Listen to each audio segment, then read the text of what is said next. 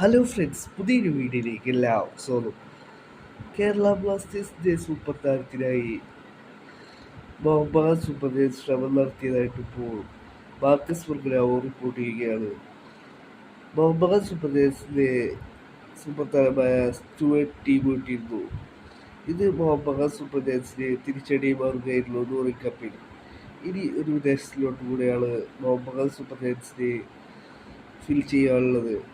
ഇപ്പോൾ കേരള ബ്ലാസ്റ്റേഴ്സിലെ സൂപ്പർ താരമായ അഡ്രിയൻ ലൂളക്ക് വേണ്ടി മുഹമ്മദ് സുബ്രഹ്മണ്യൻ കേരള ബ്ലാസ്റ്റേഴ്സിലൂടെ അവൈലബിലിറ്റി ചെക്ക് ചെയ്തതായിട്ട് ഇപ്പോൾ മാർക്കസ് മർഗനാവോ റിപ്പോർട്ട് ചെയ്യുകയാണ്.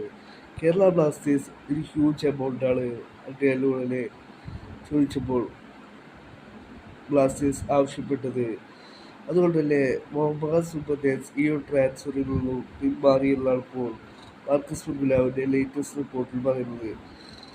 മുഹമ്മദ് സുബ്രഹ്മണ്യൻ നിലവിൽ മറ്റൊരു താരത്തെ സ്വന്തമാക്കുവാനുള്ള ശ്രമത്തിലാണ്. അത് അധികം വൈകാതെ സക്സസ് ആവുമെന്നാണ് ഇപ്പോൾ മാർക്കസ് മർഗനാവിൻ്റെ ലേറ്റസ്റ്റ് റിപ്പോർട്ടിൽ പറയുന്നത്.